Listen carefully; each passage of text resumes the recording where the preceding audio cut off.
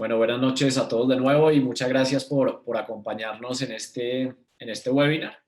Mi nombre es Juan Pablo García, yo soy cofundador de TIVA y hoy les traemos un tema que creo que es muy bacano y creo que complementa bien el tema del webinar que tuvimos hace unas semanas en el que hablamos de cómo empezar el año con pie derecho y cómo empezar el año organizando nuestras finanzas personales para que sea un año de muchos éxitos para todos. El tema de hoy es cómo hablar de plata con nuestras parejas. En ese proceso de ordenar nuestras finanzas personales, y la idea es que esto obviamente para las personas que están en pareja sea un esfuerzo conjunto, y para esto nos acompaña un invitado muy especial, experto en la materia, Juan Camilo González, quien es fundador de Mis Finanzas Personales, docente de finanzas del externado, fundador de Tranqui Finanzas, entre muchas otras actividades que ya nos contará. Y bueno, bienvenido Juan Camilo y muchas gracias por acompañarnos hoy. ¿Por qué no arrancas por presentarte y contarnos un poquito qué están haciendo ustedes en misfinanzaspersonales.co? Súper, Juan Pablo, mil gracias a ti y a Tiva por la invitación. Encantado de estar aquí. Como dijiste, pues ya son casi 10 años trabajando en este tema de finanzas personales. Al principio creando básicamente programas de bienestar financiero para compañías y para entidades del sistema financiero en el país. Hace 3 años, como dijiste, 4 ya, cofundé Tranqui Finanzas. Con Tranqui tuvimos la oportunidad de pasar por programas de aceleración interesantes como 500 Startups, como Y Combinator. Y el año pasado me retiré para crear Mis Finanzas Personales, que básicamente es un portal que quiere ser un asesor financiero digital para cualquier persona, para ayudarles a tomar decisiones financieras, no importa dónde estén. Si quieren salir de deudas, empezar a invertir, encontrar los productos ideales para protegerse, allá pueden encontrar buena asesoría gratuita para encontrar como el mejor producto y tomar las mejores decisiones financieras en su vida. Eso es lo que hacemos básicamente. Excelente, Juan. Muy chévere, muy chévere. Listo. Si les parece, entramos en materias. A los que tengan preguntas a lo largo de la charla, porfa, nos las van dejando en la sección de preguntas y respuestas y al final de la sesión las respondemos. A ver, como les comentaba, hoy vamos a aprovechar todo este conocimiento, experiencia que tiene Juan Camilo para hablar de cómo hablar, valga la redundancia, de plata con nuestra pareja. Desafortunadamente vivimos en una sociedad donde no se prioriza la educación financiera, y me habrán oído decir esto varias veces, ni en los currículums académicos, ni en el contexto de nuestras casas, pues no es algo que esté culturalmente arraigado. Y esto nos lleva solamente a que no le paremos bolas a temas importantes de planeación financiera que son bien críticos, bien importantes para nuestro bienestar, sino que también lleva a que no sepamos cómo hablar de plata con nuestras familias, que no sepamos cómo hablar de plata con nuestras parejas, lo cual puede llegar a ser problemático en nuestras relaciones. Juan, existe la percepción de que la plata es un tema sensible entre las parejas, pero ¿qué tan cierto es que la plata es uno de los principales motivos por los que las parejas discuten o pelean? Es totalmente cierto. Es decir, creo que todos lo hemos sentido en algún momento, y si no lo hemos sentido, lo sentiremos en algún momento en nuestra relación de pareja. Pero es interesante porque incluso, y te voy a compartir aquí una estadística que encontré hace varios años. El Centro Nacional de Consultoría hizo esa investigación en Colombia hace por ahí unos 4 años y se dio cuenta de que los temas por los que más pelean las familias en Colombia son estos. Y el primer lugar definitivamente en el top de temas por los que las familias pelean, las parejas pelean en Colombia, están los gastos y la situación económica. Lo interesante es que está muy por encima del mal genio, del trago, de los celos, de las tonterías, de la infidelidad, de los familiares, de la terquedad del trabajo. Está muy por encima. Es el número uno. Ahora, lo chistoso del asunto, bueno, chistoso es un decir, donde creo que hay una disonancia inmensa, es que luego les preguntan, bueno, ¿y usted de qué habla en la casa? Si pelea tanto pues por estas cosas, ¿usted de qué habla en la casa? Y la respuesta en la encuesta se llama la gran encuesta de la familia colombiana, es, pues se habla de estudios, se habla de la rutina, se habla del trabajo, de los familiares, de los amigos. Por allá el 3% apenas de los hogares hablan de la economía o de la situación económica. Entonces, esto es un tema que no solo, digamos, sucede en Colombia, esto sucede en todo el mundo. En Estados Unidos hay incluso estudios ya mucho más profundos. Estos son un par de ejemplos de estudios académicos, pues, en donde demuestran que el conflicto por finanzas personales, de hecho, es un predictor del divorcio. O sea, que los asuntos financieros, como el ingreso, como la presión económica que pueda tener una familia, son predictores de mayor conflicto al interior de la pareja, al interior de la familia, y que también incluso pueden ser predictores de problemas más profundos en las relaciones. Es decir, peleas que empiezan por dinero pueden terminar en asuntos mucho más sensibles en la pareja, como problemas de compromiso, problemas de respeto, que allá nos podríamos ir casi que a terapia, pues, de pareja, pero son temas que se ven profundizados cuando hay además conflicto financiero. Entonces, es un hecho que esto afecta las relaciones, es un hecho que peleamos mucho por dinero, y es un hecho que pues nos toca ponernos las pilas porque a veces podemos acabar relaciones maravillosas solo porque no sabíamos hablar de dinero y no pudimos entendernos en este aspecto. Muy interesante. Entonces, el no hablar de plata en pareja, pues solamente el 3% de la gente habla de plata en pareja, lleva a que el 14% de las peleas o de las discusiones que puede tener una pareja o una familia se deban a temas económicos. Tal O sea, cual. paradójicamente. Tal cual. Y sin hablar de el hecho de que, como decíamos, si hay conflictos financieros, puede profundizar todavía más todos los otros temas de pelea, ¿sí? Claro. Puedo terminar peleando también por la familia, por el compromiso, por el respeto, por otro montón de cosas, ocasionado primero en un tema de dinero. Tal cual. Súper, súper interesante. Juan, las relaciones de pareja obviamente tienen distintas etapas, ¿sí o no? O sea, yo puedo estar, no sé, de novio, arrejuntado, casado, casado con hijos, etcétera. La conversación que deberíamos tener con nuestra pareja depende de la etapa de la relación en la que estemos, o es una sola conversación que recomendás tener acerca de plata independientemente de la etapa de la relación. Esa es una muy buena pregunta porque aquí tenemos que reconocer varias cosas. Digamos, para empezar respondiéndola, la respuesta es sí. Es decir, dependiendo de la etapa de nuestra relación, hay unos temas de los que es mejor hablar y hay otros temas de los que tal vez no es el momento de hablar. Aunque nos muramos pues de ganas de hablarlo, hay veces en que todavía no es el momento.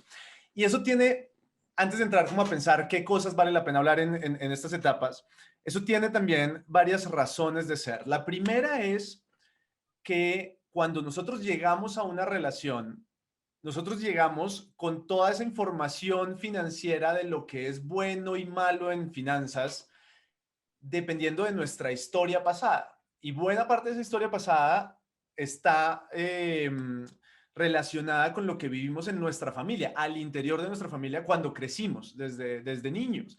Hay estudios incluso que muestran, por ejemplo, que los niños empiezan a desarrollar algún tipo de relación con el dinero desde que tienen 4 o 5 años. Obviamente no tienen ni idea de qué está pasando, pero el cerebro está absorbiendo lo que está viendo de pronto cuando, no sé, llega un recibo y el papá lo coge de debajo de la puerta y se preocupa y entonces hay una pelea inmediatamente después. Ese tipo de cosas empiezan a crear algún tipo de huella en nosotros, más todo lo que sucede en los siguientes 15 o 20 años de si adentro de la casa se habla o no de dinero, qué fue lo que nos dijeron que había que hacer y qué no había que hacer. Si vengo de una familia, por ejemplo, que me dijeron el hombre siempre paga, por decir algo, ¿no? Que son creencias muy arraigadas en ciertos grupos o en ciertas poblaciones también en un país como el nuestro, en Colombia. El hombre siempre paga, la mujer se queda en la casa. O una familia que me dijo, no, vamos por igual, usted nada, que usted siempre paga, usted paga la mitad de su cuenta. Son cosas que en algún momento nos dijeron, son cosas que en algún momento vimos, o son cosas que en la casa nunca se hablaron y tal vez lo aprendí de lo que vi en mis amigos en el colegio o de mis amigas en el colegio, ¿sí? ¿Cómo fui adquiriendo ese tipo de creencias? Y cuando llegamos a una conversación, cada persona en la pareja llega con toda esa historia. El problema, obviamente, es que puede pasar que las cosas que yo creo que son buenas o malas o que hay que hacer o no hacer sean completamente diferentes a lo que la otra persona cree que vale la pena hacer o no hacer, y ahí pueden empezar los conflictos. Entonces, nosotros podríamos decir lo siguiente. Yo tengo aquí como una pequeña lista que había hecho sobre etapas en las relaciones, y nosotros podríamos decir lo siguiente. Empecemos desde que ya somos novios.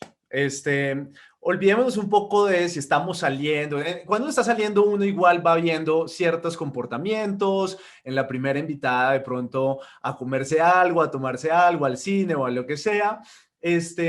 Pero un buen momento para empezar a pensar en este tema de dinero y pareja definitivamente es cuando ya hay algún tipo de compromiso en el medio. Llámenlo como quieran llamarlo.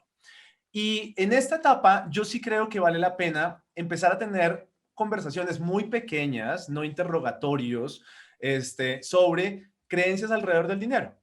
¿Qué te dijo a ti tu familia que había que hacer, que no había que hacer alrededor de ciertas cosas del dinero? Una de las conversaciones más evidentes, más entre comillas, a veces uno cree que puede ser tonta de tener, pero que puede tener mucha información detrás, es literal la duda de quién paga, ¿sí? En una salida, en una invitación, oye, yo pago esta vez, bueno, está bien, no importa, yo pago la otra, ¿sí? Eso me puede dar también algún tipo de pista, no para juzgar si la otra persona está ahí esperando que yo siempre pague o algo por el estilo, para no usar ningún tipo como de calificativo puntual alrededor, sino para entender cuál es el background, cuál es la historia con la que viene esta persona en temas de creencias y si me siento cómodo con eso o puedo proponer también que hagamos algo distinto, ¿sí? Si me siento mal porque la otra persona siempre paga, por decir cualquier cosa, pues podríamos empezar a proponer ese tipo de conversaciones de, oye, aprecio mucho que me invites, me encanta, me hace sentir demasiado especial, pero de pronto me gustaría un día también poder contribuir y hacer ese tipo de gestos hacia ti, como una forma también de expresión de mi cariño o de mi amor o algo por el estilo. ¿Qué pasa que si yo te invito la próxima vez? Ah, bueno, perfecto, empecemos a probar ese tipo de cosas. Definitivamente no creo que sea el momento de empezar a mezclar activos, o sea, de una vez abrámonos una cuenta conjunta y metamos la plata de los dos ahí adentro, o ven y te doy la mitad de mi apartamento o algo por el estilo, hasta que no decidamos legalmente asumirnos como pareja. Sobre todo porque no digo pues que no haya novios que tengan unos niveles de confianza como para hacer esto, sino que eh, eventualmente cuando hay discusiones o cualquier cosa que pueda pasar, a veces deshacer esas cosas es mucho más complicado, ¿sí? Y sobre todo si hay que entrar a terrenos un poquito más como legales. Y finalmente es un buen momento para ir conociendo de a poco la situación financiera de la otra persona. Esto cuando ya estamos pensando un poquito más en enseriarnos. Si realmente estamos pensando en llevar esto a algo mucho más serio, algo más legal, definitivamente hay que empezar a hablar sobre, bueno, cómo están tus deudas, cómo has manejado tu dinero hasta el día de hoy, ¿sí? Tienes un plan para pagarlas, puedes pagarlas con los ingresos que tienes en este momento, cómo están tus ahorros, porque luego ya va a venir el momento en el que nos comprometemos y entonces ahí ya la vara sube un poquito más, ¿no? Y entonces ahí podríamos pensar en, ¿qué pasa si ahora sí tenemos una cuenta conjunta? Ya nos comprometimos, bueno, listo, entonces empecemos a poner cierto dinero en una cuenta que podamos compartir para, no sé, dependiendo de cómo nos distribuyamos los gastos del matrimonio, los gastos de la luna de miel, los gastos para ahorrar para el apartamento si queremos comprar vivienda.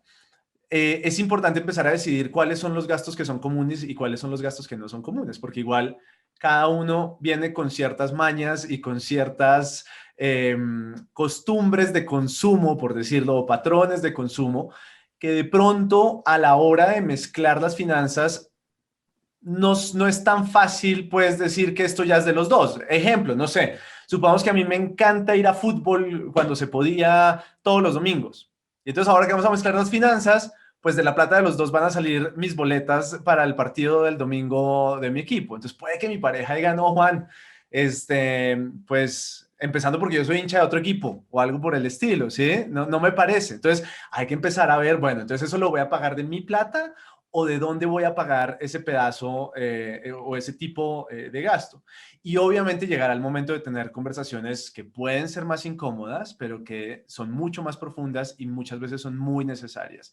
Y estamos hablando ya de decisiones como vamos a firmar capitulaciones, ¿sí? Es decir, como cuando uno se casa y crea pues la sociedad conyugal asume entonces que los bienes ahora son de la sociedad conyugal y por lo tanto si algún día nos divorciamos, la mitad de todo lo que hicimos en la sociedad conyugal es de cada uno de la pareja. Las capitulaciones es esa típica conversación en la cual si uno de los dos tiene cierto patrimonio antes de casarse, pues lo que le dice al otro es, mira, yo quiero dejar ese patrimonio que me heredó mi mamá o que me dejó una tía o que yo ahorré, pues porque fui muy juicioso desde los 15 años. No quiero que entre a la sociedad conyugal. Quiero que eso se mantenga como una cosa aparte. Mis razones son estas. Ya hablaremos probablemente de cómo poder tener esa conversación sin que la otra persona entonces diga, Dios mío, esto es una prueba de que tú no confías en mí y entonces si me pides firmar capitulaciones significa que no me amas, ¿sí? Porque obviamente aquí hay muchas cosas que están mezcladas y se trata de buscar una forma de conversar para no pelear y concentrarse en lo que es importante. Lo mismo decisiones como si vamos a poner los activos a nombre de ambos. Si estamos casados, o sea, ya nos casamos, o estamos pues ya viviendo bajo una unión marital de hecho o una unión libre, o sea, ya estamos pues comprometidos con que esto es un proyecto de largo plazo. Obviamente hay que crear una especie de acuerdo base. Ahora hablaremos un poquito sobre qué es eso de un acuerdo base. Hay que definir ya ahora sí elementos y metas que son importantes para ambos, es decir, cuál es nuestro proyecto, qué cosas queremos. Los dos queremos un apartamento o no queremos definitivamente una vivienda, queremos es viajar por el mundo, estamos pensando en hijos, estamos pensando en que te falta la maestría y entonces nos vamos a vivir juntos mientras haces la maestría, o cuáles son los proyectos comunes ya de la pareja y cómo vamos a planear financieramente para esos proyectos. Obviamente hay que estar trabajando constantemente en la comunicación, hay que hablar probablemente mucho de dinero. Yo me atrevería a cambiar un refrán popular y decir que familia que presupuesta unida, permanece unida, ¿sí?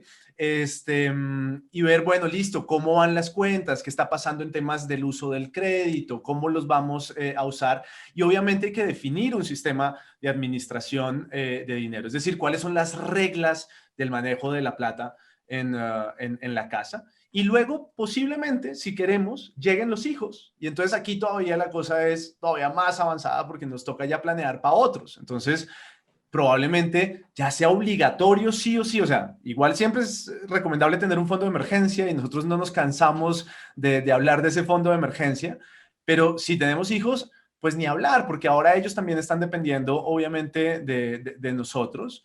Tenemos que definir también los hitos y el nivel de gasto que le vamos a dar a nuestros hijos. Estas son cosas que a veces uno dice, no, pero ¿cómo voy a mercantilizar a mis hijos? O ¿cómo voy a, todo lo que quieran se los voy a dar? Pero es que al final el dinero no es ilimitado, uno, y en últimas es simplemente un medio para yo llegar a algún lado. Entonces también tengo que pensar es cuál es el proyecto que yo tengo a nivel de familia con mis hijos.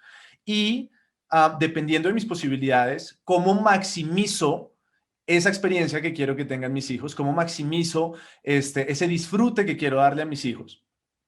Para pensar cosas, voy a poner ejemplos pues locos, cada uno los va pensando en sus situaciones, pero cosas como oiga, ¿será que llevo a los hijos a Disney cuando tienen 3 años? ¿Sí?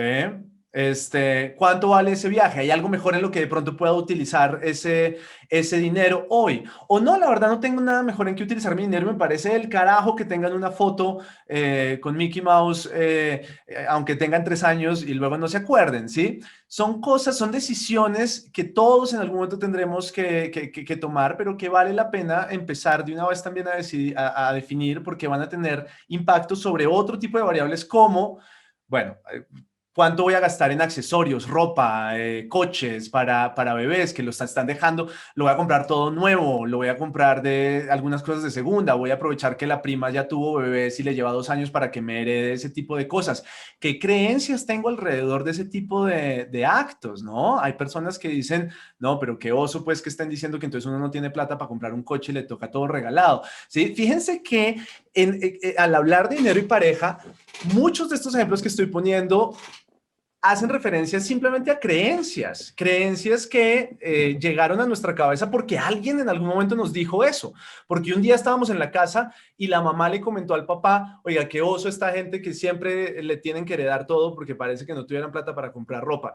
Y dice como, pum, entonces a uno le queda de una vez grabado el, no, qué oso, nunca puedo hacer eso. Vale la pena en pareja empezar a conversar también sobre ese tipo de cosas y planear mucho a futuro. Cuando llegan los hijos, definitivamente, si bien es cierto que uno igual siempre tiene que tener un ojo puesto en el largo plazo, con hijos todavía más, porque ya es mi largo plazo y el largo plazo de ellos. Entonces tengo que empezar a pensar cómo planeo la educación básica, cómo planeo la educación superior, cómo planeo viajes y actividades familiares, porque antes un fin de semana en Cartagena, pues uno eh, puede invitar y de pronto no es el fin pues de mi presupuesto por el resto del año, pero cuando somos 4 ya la cosa puede que no sea tan sencilla. Entonces ya de pronto no puedo ir cada 6 meses a Cartagena o a donde sea que vayamos. Me toca empezar a pensar cómo hago una mejor planeación de las finanzas de la familia. Entonces, esa sería la forma en la que yo diría, estos son algunos ejemplos de cómo las conversaciones van cambiando dependiendo de la etapa en la que esté en la relación. Primero, para no ser un raro que quiere hablar siendo novios ya, pues de cómo vamos a pagar de la educación a nuestros hijos y de que firmemos todos los bienes a nombre de ambos, sino para ir creando la confianza que es necesaria para poder ir luego a asuntos mucho más profundos sobre el dinero. Chévere, Juan. Juan, y en los casos de hogares con hijos que ya están un poquito más grandes, ¿recomendás incluir a los hijos en esas conversaciones? Definitivamente. Hay momentos, obviamente, para hacer eso. Uno, digamos, la recomendación ahí sería pensar mucho en las etapas del desarrollo del hijo. Entonces, por ejemplo, si yo tengo hijos de menores de 5 años, no tiene ningún sentido hablar de dinero, ninguno. Pero eso no quiere decir que yo no pueda trabajar por la educación financiera de ellos. Un niño menor de 5 o 6 años sí puede beneficiarse si yo le enseño o trabajo mucho el autocontrol, por ejemplo. Pensemos en el clásico experimento que está por ahí en YouTube y bueno, estudiadísimo por allá en los 60 del Masmelo, ¿sí? El niño que está en este laboratorio y entonces le ponen un Masmelo enfrente y el experimentador le dice, oye, me voy a ir 15 minutos. Si cuando vuelva no te has comido el Masmelo, te voy a dar un segundo Masmelo. Entonces están los videos pues de los remakes obviamente de estos últimos años de los niños que están ahí pues mordiéndose los dedos para no comerse el masmero, algunos se lo comen inmediatamente. Luego el estudio original sugiere que los que exhiben mejores niveles de autocontrol tienen mejores tasas de ahorro, les va mejor en el colegio, etcétera. Eso hay que leerlo pues con mucho cuidado. Pero sí es cierto que el autocontrol es una habilidad que vale la pena desarrollar muy temprano en la vida a partir de ejercicios como estos, que es el aguántese. ¿Por qué? Porque esa es la base en últimas de cosas como el ahorro. ¿Sí? El ahorro no es otra cosa que aguántese, no se gaste la plata ya mismo. Justo hoy me escribió alguien en Instagram, obviamente no voy a decir el nombre, pero me decía, Juan, me sobraron X pesos, no voy a tampoco decir, me sobraron X pesos, ¿qué podría hacer con eso? Por mí fuera me compraría ropa, zapatos y mucha comida, pero sé que debo invertirlo, ¿sí? el solo hecho de que alguien piense eso ya es por lo menos un indicador de, ok, aguántese. Eso es lo primero. Luego viene esa etapa, digamos, entre los 6 a los 10 años, en donde ya podemos empezar a introducir nociones de dinero sin necesidad pues de darles plata o algo por el estilo. Creo que todavía pueden ser muy pequeños para empezar a manejarla, pero sí hay varias cosas que hacer. Uno, hablar sobre cómo funciona un poquito el dinero y por qué eso no es una cosa que simplemente se crea del cajero automático. Conozco muchísimos casos de niños que juran que simplemente es como, hijo, no tengo dinero, pues vamos al cajero. Y se acabó. ¿Cuál es el problema? ¿Sí? Porque yo lo único que he visto es que siempre que necesitas dinero vas a esa máquina y sacas o pagas con esa tarjeta y listo, se acabó. Entonces, no, hay que empezar a mostrarles que eso tiene algo detrás, yo tengo que hacer algo para ganarme ese dinero, es lo primero. Y luego yo puedo también mostrarles cómo pueden hacerlo. Por ejemplo, creando un sistema de vales en la casa. Yo podría crear cupones y esos cupones los pueden cambiar por quedadas a dormir en las casas de sus amigos o los pueden cambiar por ver una hora más de televisión o lo pueden cambiar por media hora más de celular. Depende obviamente ya de las reglas que cada uno establezca, pero es una forma de, sin darles dinero, que empiecen a entender que por hacer ciertas cosas pueden ganar otras que les permiten disfrutar más cualquier otro tipo de cosas que no necesariamente las tienen ilimitadas. Entonces, ese es lo segundo. Y luego viene ya la última etapa. Primero uno pensaría en esa primera adolescencia antes de los 13, 14 años, en donde es muy importante estar con ellos eh, para la creación de, es que va un poquito de creencias alrededor del dinero. ¿Por qué? Porque en esa etapa, sobre todo en el colegio, y dependiendo del entorno social del niño, se crean muchas de las creencias sobre qué marca es buena, qué marca es mala, qué significa tener dinero y qué significa no tener dinero, qué significa que a alguien de Navidad le hayan traído el muñeco más increíble y a mí no me lo traen. Ahí empieza a crearse un montón de prejuicios y también de creencias en las que vale la pena estar muy atento para que nuestro hijo pueda distinguir pues de lo que vale la pena concentrarse y por lo que de pronto vale la pena preocuparse y por las cosas que no vale la pena realmente preocuparse alrededor del dinero. No les evitar que se creen unas angustias que pueden crearse porque no entienden muy bien cómo funciona. Y ya en esa última etapa, después de los 15 a los 20 años, definitivamente creo que vale la pena integrarlos en la planeación. Ahí ya creo que vale la pena que ellos participen, obviamente con cierto límite en la administración de las finanzas del hogar y probablemente nosotros también darles algo de dinero para que ellos también ya puedan utilizarlo y puedan entender cómo usarlo y abrir productos financieros. Eso es fundamental, que ellos empiecen ya a tener inversión, que ya tengan algún tipo de cosas para manejar el dinero en la vida real.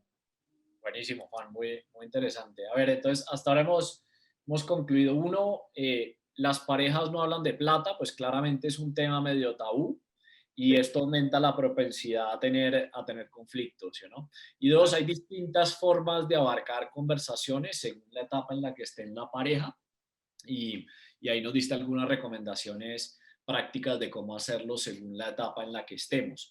Ahora, Juan, pasemos a hablar un poquito acerca de qué podemos hacer para empezar a vencer ese tabú de hablar de plata con la pareja y empezar a solucionar esos problemas que se crean como consecuencia de esto. Y en términos prácticos, ¿cómo podemos hacer para arrancar a tener esas conversaciones y empezar a desmitificar este tema, Juan? Súper. Es curioso porque antes, o sea, la primera recomendación sería no empecemos hablando de dinero, ¿sí? Es lo primero de lo que, o sea, vamos a hablar de dinero, pero no empecemos hablando de dinero. Y no empecemos hablando de dinero porque eso nos puede llevar a terrenos muy, muy peligrosos, porque no sabemos hablar de dinero todavía. Entonces, mi primera recomendación es hacer un ejercicio como el siguiente, y es sentémonos con nuestra pareja y propongamos el inicio de los diálogos, por decirlo así, así como cuando hay cualquier proceso de diálogo de paz en Medio Oriente o en Colombia, lo que sea, es, oiga, abramos una mesa exploratoria, ¿sí? ¿No te parece interesante si empezamos a pensar ¿cuál puede ser una mejor forma de administrar las finanzas del hogar? Ok, listo, bien, perfecto, hagámoslo. Pero antes de hablar de dinero, antes de empezar a decir, tenemos que gastar menos, tenemos que ahorrar más, tenemos que invertir, etcétera, etcétera, pongamos unas reglas del juego. Y las reglas del juego van a ser el sistema base que no puede, digamos, como los principios sobre los que van a estar estructurados todas las cosas que hagamos alrededor de nuestras finanzas. Y esos principios los podemos pensar como valores. Y entonces podríamos primero empezar a imaginarnos cuáles son esas cosas que son para nosotros las más importantes en nuestra relación de pareja, que deberían ser la característica de cualquier sistema de administración de dinero al que terminemos llegando. Les voy a dar un ejemplo. Ustedes obviamente pueden adaptar esto dependiendo de lo que la pareja privilegie o lo que los dos digan, esto es importante para nosotros. Entonces uno puede decir, vea, vamos a hacer un sistema que sea inclusivo. Entonces uno va a decir, el primer valor que nosotros vamos a querer tener en las finanzas del hogar es la inclusión. Y la inclusión significa todos participan. Ok, es decir, cualquier arreglo al que lleguemos implica que todos juegan aquí. No es como que una sola persona va a estar a cargo de absolutamente todo en el hogar. No, nosotros privilegiamos que los dos participen. Ahora, puede haber una pareja que diga, no, el más experto es el encargado. Ok, ¿sí? Si los dos están de acuerdo en que el más experto es el encargado y para ellos eso es algo valioso y que lo consideran pues fundamental, pues adelante. Yo aquí propongo es todos participan. Un segundo principio, transparencia, no hay secretos. Listo, ok, interesante. Entonces, ahora, no hay secretos no significa que no haya privacidad. Eso es importantísimo decirlo, ¿no? Nosotros como pareja podemos acordar, darnos un margen de maniobra para que cada persona haga, entre comillas, lo que quiera con un pedazo de su plata o con toda su plata. Ya vamos a ver un poco más adelante, pues de pronto los sistemas de administración que existen en pareja. Pero transparencia significa yo no voy a sacar una tarjeta de crédito a escondidas. Yo no voy a tener una cuenta por ahí escondida donde guardo dinero y quién sabe qué lo uso, ¿sí? Es decir, no miento alrededor del dinero. Si tengo una tarjeta de crédito para mí que puedo utilizarla para comprar las boletas de mis partidos de fútbol, pues bueno, los dos sabemos que esa tarjeta la uso yo para comprar cosas para partidos de fútbol, que tiene un cupo de 1.000.000 pesos, y que yo lo pago con la plata que me entra por X o Y cosas. Perfecto. Lo que yo haga ya con ese dinero, entre comillas, es mi problema. Si me compro un perro caliente en el estadio o me compro una hamburguesa, eso ya es mi problema, ¿sí? Pero estamos claros en que no hay cosas escondidas. Luego uno podría decir igualdad. Una persona, un voto. Nada de que si el otro gana el doble que yo, entonces tiene 2 veces más opinión sobre cómo se debe manejar la plata que yo. O, nuevamente, esto es una propuesta. Puede que una pareja decida, no, pues si usted hace todo, usted trae todo el dinero, pues usted decida en qué. Ahora, no se me hace incluso en ese caso demasiado lógico, pero es una opinión ya personal. ¿Por qué? Pues porque uno hace pareja para ser equipo, ¿sí? Es igual que cuando uno es co-founder, ¿sí? Pues sí, hay un founder que es el CEO y hay otro co-founder que probablemente no es el CEO, no es el presidente, ¿sí? No es la cara visible, pero es el CTO, por ejemplo, es decir, es el de la tecnología. Los dos nos necesitamos, ¿sí? Aunque uno sea la cara visible, los dos estamos jugando y cuando se trata de decir el rumbo de nuestra compañía, los dos, la opinión de los dos es igual de importante. No es que porque yo sea el presidente o es más importante o menos, los dos somos igual de importantes. Más en una pareja. Entonces, el principio de igualdad creo que es fundamental para eso. Luego uno podría decir, pero la flexibilidad también es importante. Es decir, que hoy decidamos que el camino es este, no significa que siempre el camino es ese, ¿sí? Podemos cambiar, ¿sí? Si hoy todo va en una cuenta sola y mañana queremos separarlas, lo podemos hacer. Eso sí, lo importante es que todos estemos de acuerdo. Entonces, un quinto principio puede ser la sostenibilidad, ¿sí? Entonces, fíjense, esto es buscarse 5 valores, 5 principios. Pueden ser estos mismos, pueden ser otros, pueden quitar uno y meter otro. Pero son cualquier sistema de administración que lleguemos, cualquier acuerdo que lleguemos, cumple con esto. Si algún trato no cumple con alguna de estas, no puede ser negociado. O sea, ese trato no funciona. Y luego sí nos vamos a hablar. Entonces, para hablar, pues hay que utilizar algún tipo de técnica. Este es otro ejemplo que les sugiero. Hay un problema al hablar de dinero, hay varios problemas al hablar de dinero. El primero, se puede salir de control muy fácilmente y se puede salir de control muy fácilmente en la conversación, porque por más que digamos, bueno, amor, te amo, vamos a hablar de dinero, no vamos a pelear, puede que en algún momento alguien diga algo que no debía decir y eso nos lleve a la Segunda Guerra Mundial en nuestro matrimonio. Y eso es normal que pase, y es normal que pase primero porque el dinero está conectado con nuestro instinto de supervivencia. ¿Sí? Casi que biológicamente hablando podríamos decir que así como en la prehistoria, pues el tener ciertas cosas o no estaba conectado con el instinto de supervivencia, hoy es tener dinero o no, lo que activa ese cerebro primitivo y nos dice, hoy pilas que su supervivencia está en riesgo por no tener dinero. Dos, cada uno de nosotros cree que las reglas sobre cómo se debe manejar el dinero son las nuestras. ¿Sí?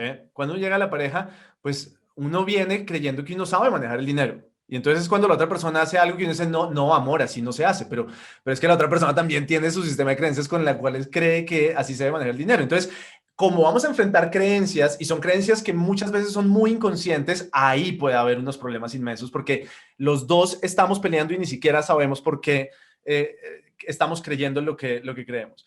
Tercero, el dinero es un recurso limitado. Entonces, como es un recurso limitado, pues cada uno siente que debe luchar por su parte. Porque si el otro me está diciendo que debemos es ahorrar más para cierta cosa, yo puedo estar pensando que entonces no voy a poder ir a jugar al estadio los fines de semana. ¿Sí? Y entonces yo tengo que luchar por mi parte para hacer eso y inconscientemente eso nos puede llevar a una pelea. Y cuarto, pues ya lo dije, la mayoría de nosotros está en un terreno totalmente inexplorado al hablar de dinero y de pareja. Entonces, después de que tenemos los acuerdos básicos, ¿cómo hablamos de dinero? Mi recomendación es tener un sistema como escucha activa, por ejemplo, para asegurarnos que esto no se nos va a salir de control, sobre todo porque hay estudios también que demuestran que los conflictos de dinero pueden terminar usando tácticas o técnicas no es de resolución de conflictos, al contrario, técnicas de pelea mucho más duras que pelear por las tareas de la casa o pelear por los hijos o algo por el estilo. O sea, podemos herir todavía mucho más hablando de dinero que por otras cosas, porque entre otras, el dinero también es una forma de poder al interior del hogar, ¿sí? Entonces, eso tenemos que tenerlo muy, muy presente. De hecho, esos conflictos alrededor del dinero también son predictores de divorcio. Entonces, para evitar ese tipo de cosas, lo que hacemos es lo siguiente. Cuando empecemos a hablar, uno de los dos va a empezar hablando. ¿Listo? Entonces, no sé, vamos a hablar sobre cuál es el mejor sistema de administración de las finanzas del hogar. Listo. Entonces, empieza tú hablando. Habla todo lo que quieras, ¿sí? Con qué estás de acuerdo, con qué no estás de acuerdo, todo lo que quieras.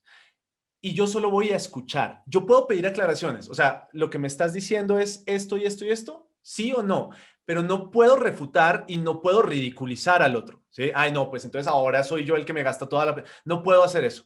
Voy a dejar que la otra persona hable, yo escucho, puedo pedir aclaraciones. Oye, ¿qué quisiste decir con manejo irresponsable? Ah, no, es que me parece... Ah, listo, ok, perfecto. Y no refuto.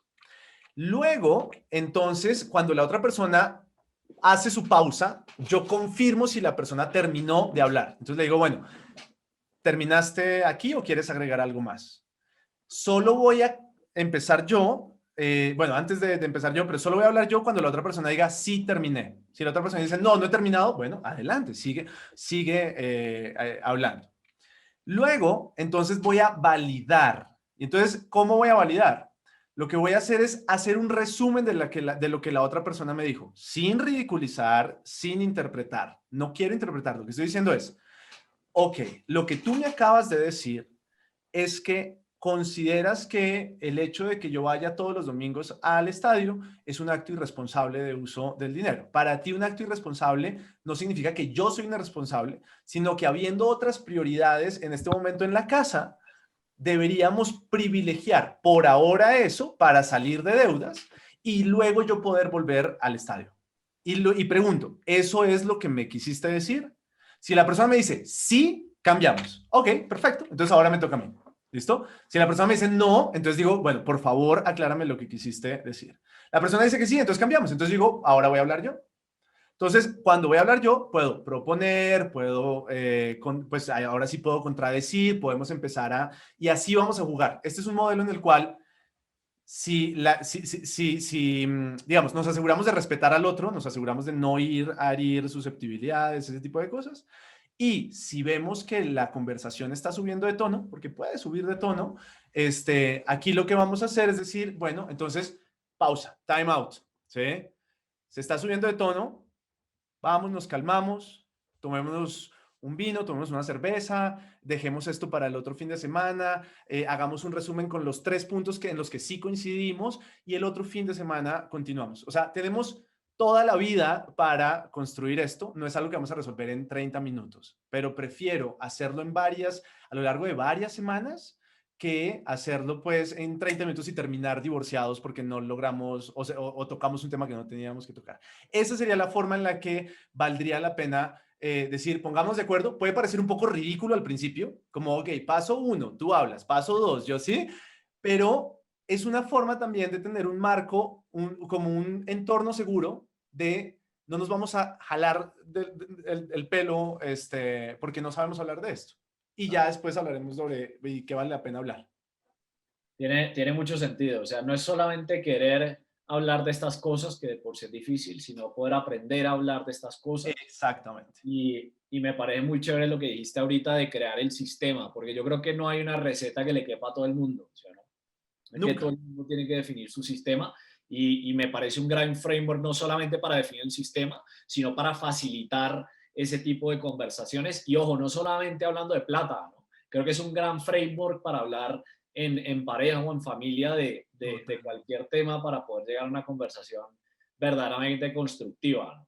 Totalmente, porque nuevamente es muy fácil y no porque seamos malas personas, es muy fácil, como me siento atacado, defenderme y cuando me defiendo puedo ser irónico, puedo ridiculizar, puedo burlarme, ¿sí? Y entonces terminamos discutiendo es porque tú me remedaste, porque tú me ridiculizaste, porque sí, y yo no quería hacer eso. Y al final ninguno quería hacer esto, pero es porque no sabemos hablar.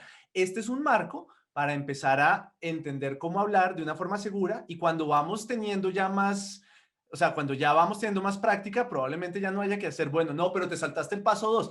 No, ya simplemente vamos mejorando el nivel de la conversación. Y se vuelve un hábito. Chévere. Tal cual, tal cual. Bacano. Juan, y una vez tomamos la decisión de hacerlo, arrancamos la conversación, creamos nuestro sistema que nos funciona a nosotros. ¿Cuál debe ser el objetivo o a dónde queremos llegar al seguir nosotros estas pautas que nos estás dando? Súper. Y con esto yo creo que podemos casi que ir cerrando para ver si hay preguntas, Y se está supongo, acabando el tiempo, ¿verdad? porque se nos está acabando el tiempo, pero vea, eh, nosotros podríamos tener varios objetivos. El primer objetivo es tener muy claro preguntas como, ¿cómo entra dinero al hogar? ¿Cuáles son las fuentes de ingreso del hogar? ¿Estamos a gusto con estas fuentes o queremos crear nuevas fuentes de ingreso al hogar? ¿Cuánto gana cada socio? ¿Sí? ¿Cuánto ganan los ingresos que son predecibles en los que no son predecibles? ¿Un socio es independiente y el ingreso es muy predecible o los dos somos empleados y sabemos perfectamente cuánto nos va a llegar? En ese sentido, uno de los dos necesita más apoyo del otro, o los dos son capaces de contribuir con la misma fuerza al hogar. Los ingresos de alguno varían más que el otro. ¿Cómo sale dinero? ¿Cuándo sale dinero? ¿Para qué cosas es que está saliendo en este momento dinero?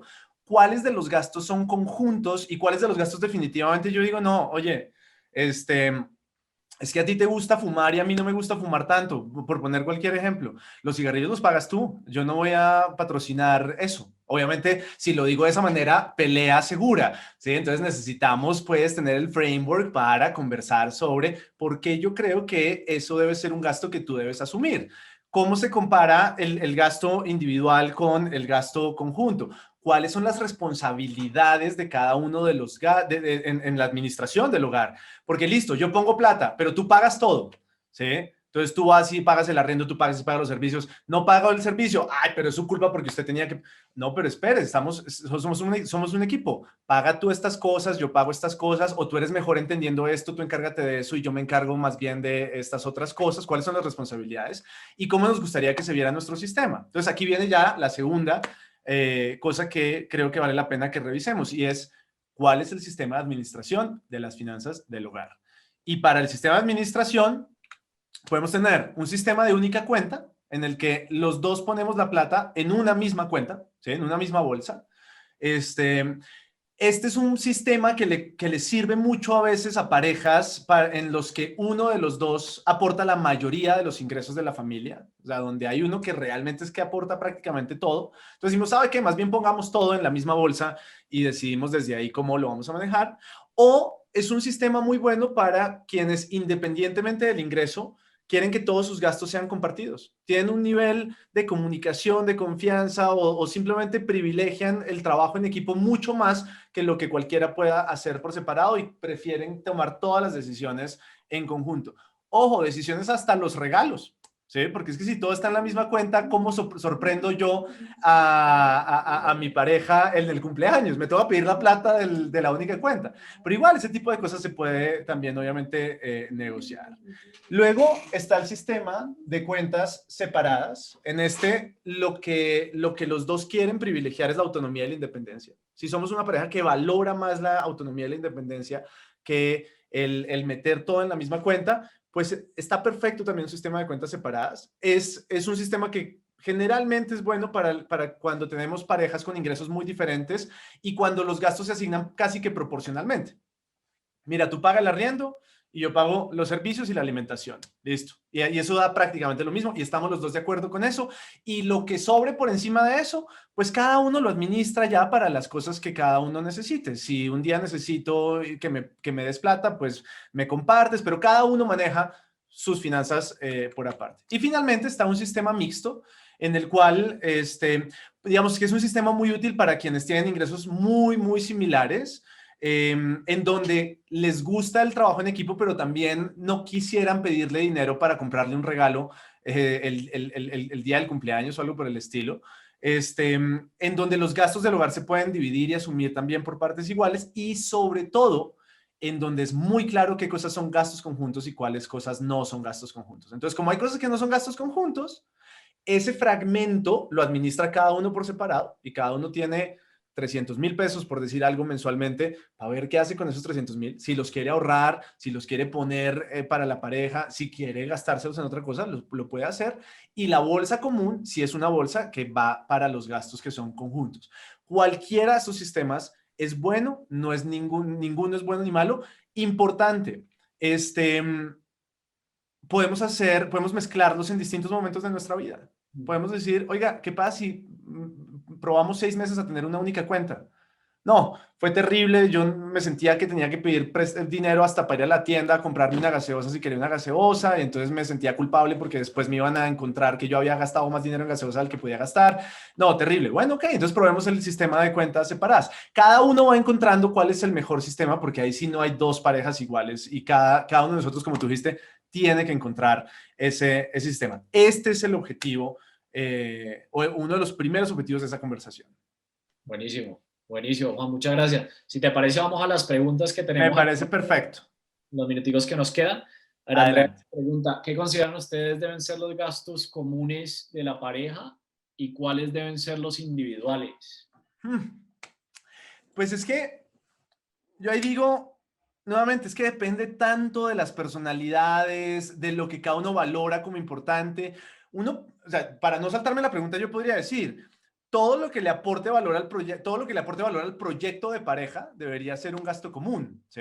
El ahorro para la casa, el mercado, los servicios, o sea, los dos nos vemos beneficiados directamente de ese gasto y los dos de alguna forma disfrutamos, entre comillas, por igual de las consecuencias de ese gasto. Si hay un gasto que realmente solo disfruta una persona de la pareja y la otra ni siquiera tiene una satisfacción en ver al otro disfrutar por ese gasto, pues eso sí definitivamente sería un gasto individual. Ya, chévere. Maro nos pregunta, buenas noches, Camilo, ¿qué productos financieros nos puedes recomendar para empezar a invertir en pareja? Pues vea, estamos en un webinar precisamente de producto financiero. No, pero Este, yo aquí me quito el sombrero de producto. muy Aquí bien, muy somos bien. fantásticos. Entonces, pero vea, claro, porque estoy seguro que Juan Pablo también lo habrá dicho en otros momentos. No existe un producto que sea universal para todas las parejas. No es lo mismo ahorrar para un apartamento que ahorrar para la educación de mis hijos, que ahorrar para las vacaciones, que ahorrar para cualquier otra cosa. En donde yo creo que sí puede haber a veces unas medio reglas de oro que pues igual hay que revisar, son cosas como las siguientes. Si voy a ahorrar para la educación de mis hijos, tengo que revisar a qué tan largo plazo es. Si privilegio tener protección mientras voy haciendo el ahorro, puede que un seguro educativo sea una buena forma de ahorrar para la educación de mis hijos. Si privilegio la rentabilidad sobre la protección, entonces un fondo de pensiones voluntarias puede ser un camino interesante. ¿Por qué? Porque como es a más de 10 años, puedo disfrutar del beneficio tributario mientras voy ahorrando, por ejemplo. Si es para ahorrar para la cuota inicial del apartamento, un fondo de pensiones voluntarias puede ser un producto financiero interesante. ¿Por qué? Porque puedo disfrutar del beneficio tributario y lo puedo utilizar después para pagar la vivienda. Si es un ahorro de muy corto plazo, pues hasta de pronto un bolsillo en la cuenta de ahorros es suficiente, porque no estoy buscando hacerme rico en 2 meses, simplemente quiero tener un dinero ahí guardadito, quietico, o una especie de fondo de inversión colectiva que tenga un pacto de permanencia muy breve en donde yo pueda meter el dinero y a los 2 meses sacar el dinero que quiero utilizar. Entonces, para cada tipo de ahorro tendría que ver cuál puede ser el mejor producto financiero. Chévere, totalmente de acuerdo. ¿Qué recomiendan para hacer el manejo de ingresos ocasionales de uno de los dos en la pareja? Ejemplo, comisiones. Sí, hay muchas formas, no sé qué dirás tú, Juan Pablo, pero yo creo que, o sea, hay muchas formas de decirlo. Una que a veces creo que funciona muy bien es darle un trabajo a ese dinero. Es decir, los gastos del mes a mes, páguenlos con los ingresos del mes a mes, ¿sí? No dependamos de que lleguen las comisiones o no para poder ajustar nuestras cuentas, porque donde no lleguen, después terminamos es acudiendo a deuda. Entonces, esas comisiones trátenlas como un ingreso, entre comillas, medio extra y pónganle un trabajo como el ahorro para el apartamento, las vacaciones. O sea, si la naturaleza del ingreso es ocasional, que la naturaleza del gasto para el que está destinado también sea ocasional, que no dependa la estructura de las finanzas de mi hogar de un ingreso que puede o no llegar. Totalmente de acuerdo. Es una buena oportunidad para ir contribuyendo a esas metas que tenemos como pareja y acelerar ese proceso de alcanzar esas metas con ese ingreso extraordinario. ¿Sí o no? De acuerdo. Chévere. Luis nos pregunta, en temas de aporte, ¿cómo manejar el aporte que no es monetario, el que no es en efectivo? Muy interesante. Esa, esa es una gran pregunta. Primero, hay que definir muy bien qué es ese aporte que no es monetario y que no es en efectivo, ¿no? Es decir, y que las dos personas le den le den el mismo peso o la misma importancia en la pareja. Porque uno puede decir, oye, no, pero yo todas las mañanas te hago café, ¿sí? Yo no pongo un peso, pero todas las mañanas te hago café. Pues puede que la otra persona diga, no, fresco, yo puedo hacérmelo solo. Si ese es tu aporte, yo puedo hacérmelo solo. O puede que haya una persona que diga, oye, no tienes razón. El que tú me hagas ese café me permite a mí tener 30 minutos más de tiempo en el cual yo puedo estar haciendo otra tarea que si me tocara a mí hacer el café no podría hacer. Estoy obviamente exagerando con cosas, pero, pero la conversación tiene que ser, volvamos al ejercicio, ¿qué tanto valoras tú esto? ¿Sí? Y si no lo valoramos tanto, ¿de qué otra forma yo podría contribuir más para que las cargas se sientan equilibradas? Si es el equilibrio lo que valoramos en pareja. Chévere. Te hago las dos últimas, Juan. Ujú. ¿Qué concepto tienes de que un tercero se meta en el manejo de las finanzas de la pareja buscando ayudar? Depende del tercero. Si es un coach financiero y ustedes lo buscaron, maravilloso. Si es la suegra o algo por el estilo, hombre, no está de más escuchar a veces algo que pueda venir desde el exterior, pero definitivamente una cosa es escuchar una opinión y otra cosa es, pues, que alguien me esté diciendo cómo es que se deben manejar. El principal reto de nosotros como pareja tiene que ser, si bien cada uno viene con una historia familiar de lo que es bueno y malo en finanzas, el reto aquí es cuál va a ser la historia de esta nueva familia, ¿sí? Si a mí los González me dijeron que es que la deuda era terriblemente mala, pero yo sé que la deuda me puede permitir llegar a otro tipo de metas financieras, pues miremos si los González y cualquiera que sea el otro apellido, pues creemos y queremos creer en que la deuda sí puede ser un camino para construir patrimonio, pero no la vamos a usar para ciertas cosas. ¿Cuáles son las nuevas reglas de esta familia? Buenísimo, buenísimo, Juan, muchas gracias. Pues hombre, yo creo que, a ver si se nos quedó por ahí alguna sin responder, como siempre se las respondemos vía correo electrónico esta semana, ahí de pronto molestamos a Juan Perfecto. un par después de esto, Sí. pero bueno, Juan, quería agradecerte muchísimo por tu tiempo, excelentes consejos, excelentes frameworks y sistemas para manejar estas situaciones que son difíciles de manejar y situaciones que no estamos acostumbrados a enfrentar. Muchísimas gracias de nuevo. Bueno, espero que no sea la última ocasión que tengamos Eh. de hacer un webinar de estos. Chévere, Juan Pablo. No, gracias a ti, Iva, y a todos los que nos acompañaron. Y una última recomendación sería, no dejen de ver, obviamente, todos los otros webinars que habrá hecho Tiva y todos los que hacemos, los que trabajamos en finanzas personales, porque esos consejos de finanzas personales se pueden extrapolar a la pareja. Ya teniendo estos frameworks, ya teniendo estos marcos de conversación, pues vámonos a presupuestar juntos, vamos a evaluar periódicamente juntos, involucremos a los hijos, creemos periodos de prueba, busquemos ayuda externa si lo necesitamos, utilicemos las fórmulas para salir de deudas, para ahorrar, para invertir, pero ahora hagámoslo juntos. En últimas, dos cabezas y yo creo que dos billeteras piensan y pueden más que una. Excelente, excelente, Juan. Pues muchísimas gracias y muchas gracias a todos los que se unieron a la charla.